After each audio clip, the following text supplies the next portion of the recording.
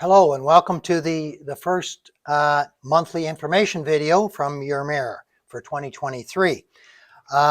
This month I'm going to feature information from the Roma annual conference, and from Saturday, January the 21st to Tuesday, January 24th, I attended this conference in Toronto, and it was called Breaking New Ground. And I attended as a delegate for the United Counties of Leeds and Grenville. I would tell you that Mayor Robin Jones of Westport is the chair of Roma and was re-elected chair for the next 2 years. There currently remains a board vacancy for Zone 7, which is the zone that we are part of. The conference had record attendance with over 1,500 rural politicians and senior staff attending.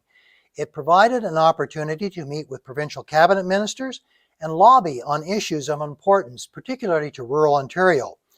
For an overview of priorities for Roma, I would encourage you to read the policy paper, Opportunities for Rural Ontario in a Post-COVID World. This was put out by the Roma board recently, and it identifies the following 5 priorities: digital connectivity, housing affordability, access to services, workforce development, and growth on our own terms. At the conference itself, the County of Leeds and Grenville was granted 2 delegations. We met with the Minister of Long-Term Care to thank him for the new funding formula recently announced, which will significantly reduce the overall borrowing that we need to do for the Mapleview Lodge rebuild of 192 beds in Athens. This is an $80 million project, capital project, which will greatly increase the county's requirement to go into debt. I also took the opportunity to ask the minister again to eliminate the lower provincial subsidy for rural long-term care homes versus urban long-term care homes. And I was advised by his parliamentary assistant, who is the MPP for Lanark, that this is still under consideration. We also met with the Minister of Finance, it was his parliamentary assistant, on the topic of impact reassessment. We have encouraged the province to move forward on the delayed reassessment and to ensure that there is a proper phase-in.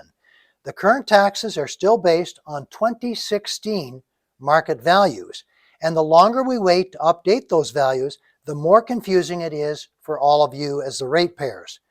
I did raise the particular concern for Rideau Lake waterfront properties, which have seen tremendous value increase over the last 7 years.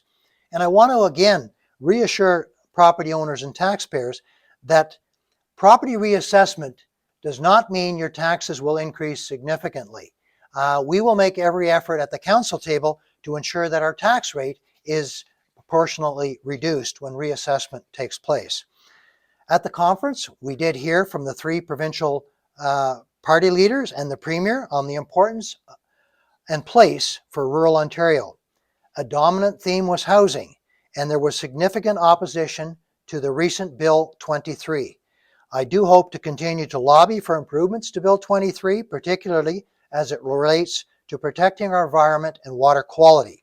The Townships of Crest, along with that of the United Counties, for a delegation at Roma with the minister respecting Bill 23 was denied. I will, however, seek to follow up personally with Minister Clark. What follows is a brief summary of the other sessions I was able to attend during this conference. On Sunday afternoon, I attended the session on short-term accommodations, which is a growing issue in Rideau Lakes, particularly on our waterfront properties. Speakers included Terry Reese of the Federation of Ontario Cottagers Association and staff from Tiny Township and Prince Edward County, who have both been working on this issue and the challenges of licensing and regulating short-term rentals. There are no easy solutions, and the communities involved have found the issue to be both time-consuming, expensive, and controversial. Also that afternoon, we heard speakers on First Nation reconciliation, housing affordability, and rural housing data solutions. On Monday, both the Premier and the Minister of Health spoke to the delegates. The Premier spoke on the importance of rural broadband and cell service, adequate infrastructure for growth, healthcare, and housing. The Health Minister focused on investment priorities for hospitals, long-term care, and public health.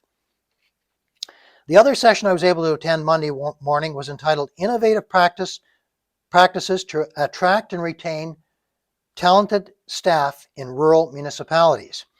Speakers included 2 from Eastern Ontario, and they provided a shopping list of ideas and best practices, many of which we're following here in Rideau Lakes, by the way. Proper workspace accommodation was mentioned along with flexibility and many other ideas. On Monday afternoon, I attended a session on supporting seniors in rural communities. It suggested the need to develop an age-friendly plan.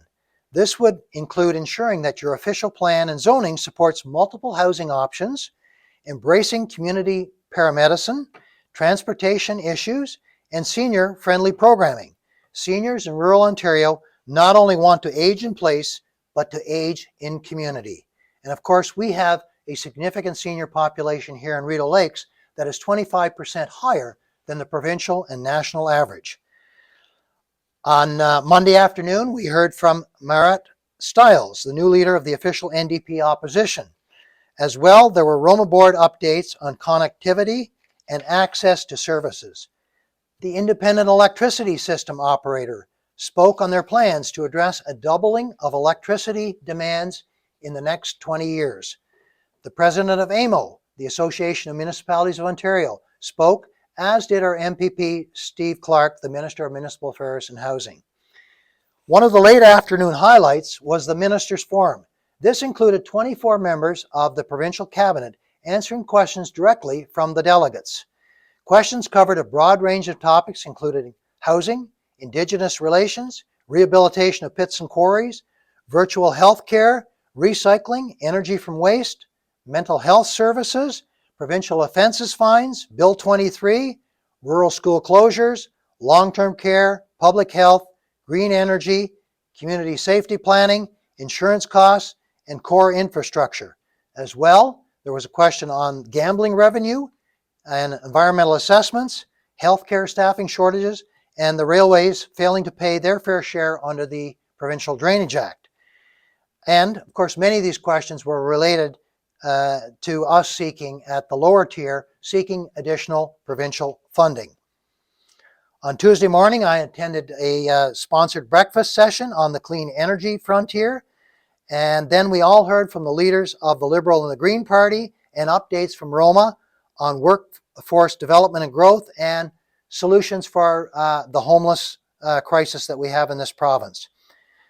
The closing morning sessions included a question and answer panel covering multiple subjects and the keynote closing address by Dr. Thomas Homer Dixon, an award-winning author, and he covered off the many global crises that we have and see happening in this world and the fear and the anger that particularly relates to or leads to.